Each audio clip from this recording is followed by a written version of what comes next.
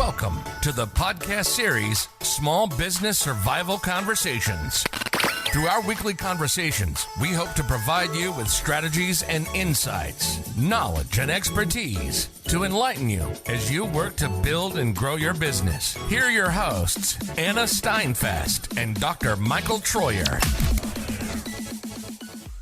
Hello, everyone, and welcome to Small Business Survival Conversation, a regular series that we are doing. My name is Micheal Troyer, and with me is my colleague, Anna Steinfest. Hi, Anna. Hello, everyone. Our topic today is looking at the average marketing budget for a small business. Remember that our goal here is to give you 2 or 3 tips or tools or ideas that you can use to help your business improve in about a 15-minute time frame. So we thought marketing budgets is a good topic. We received a lot of questions about how much you should spend as a small business owner, and what kind of budget you should put aside for your marketing goals, things like that. Well, bottom line is every business needs to do marketing to attract customers. Not only that, but you need to increase sales, and bottom line is to compete better. And yet the challenge is that you can spend a lot of money and not get much back in the way of results, spend a lot of money and think you're getting things back in results, and yet wasting a lot of that money. So this is a good topic. How much should you be spending on marketing? We've got some research that we know of. Yes, what we recommend, we will share with you some steps. And number one, we recommend that you start research, like Micheal said.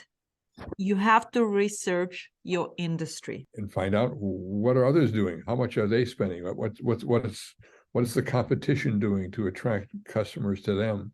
There's some good rules of thumb that are out there. Certainly, there are those who say that a business-to-business company should spend around 2 to 5% of their revenue on their marketing initiatives.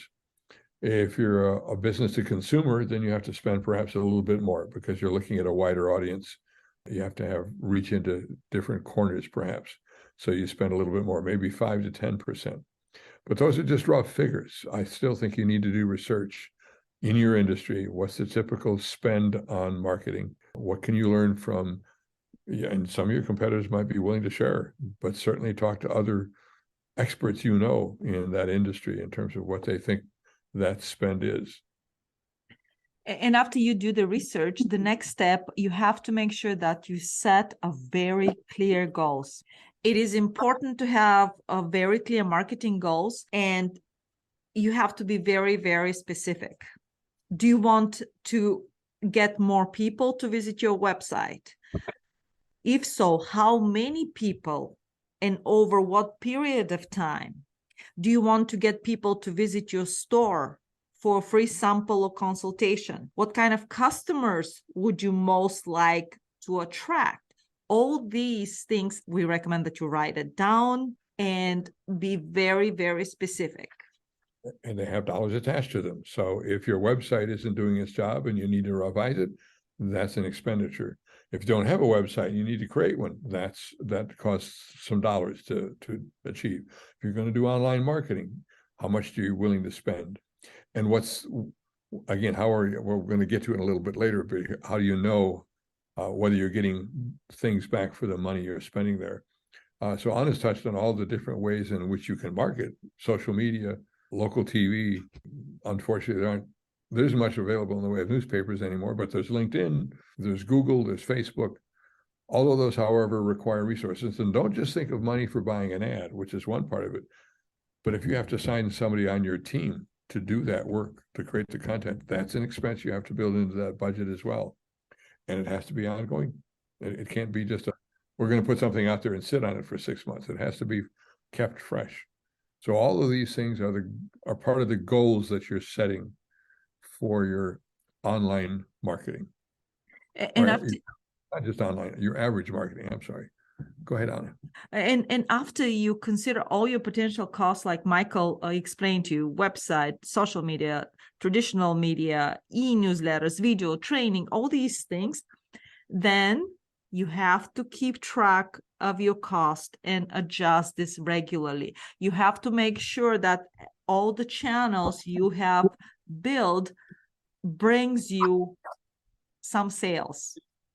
And make sure that if you can separate all these different channels, how much money you spend there and how many customers it attract, if you can track it, that will be fantastic, because you will know next time to increase probably some of the channels which were more profitable compared to channels which are not profitable at all. This may be an opportunity for you to offer something small but significant to that person who picks up on your marketing wherever it may be. For example, if they go to your website, perhaps they get a coupon that's 1% off on whatever you're selling, but you tag that coupon so that you know it came through the website.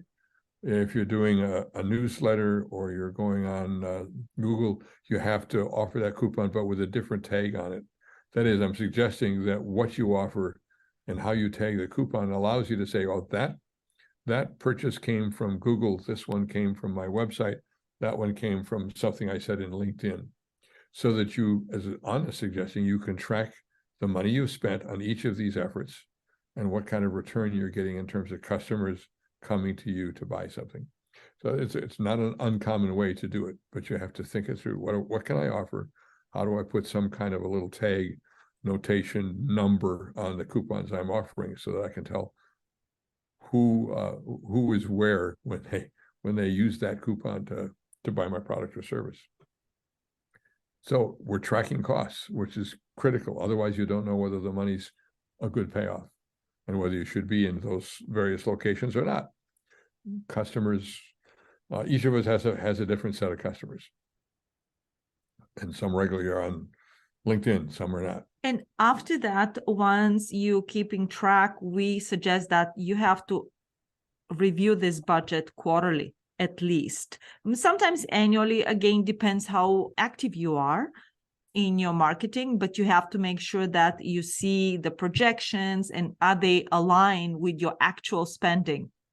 By monitoring your marketing cost and refining your efforts, you will be able to generate more accurate budget as time goes on. So these are our 4 steps recommendation when you put together your marketing budget for your small business. Keep in mind how you're really building your knowledge of how this works over time. So don't think the first time you set that budget that's locked in stone. You're going to have to play with this to learn. It is a learning process, as Anna has just said. So we hope this helps a little bit to think through how you budget for your marketing. Do it explicitly, in other words. Don't just spend money. Lay it out as a plan. Absolutely. And write it down. Thank you, everyone, for listening to us. Have a wonderful day. Take care. You've been listening to the Small Business Survival Conversation podcast. Make sure to like, rate, and review the show. And don't forget to join us next week for another episode. In the meantime, hook up with us on our Facebook group at Small Business Survival Tools and Tips. Till next time, thank you for listening.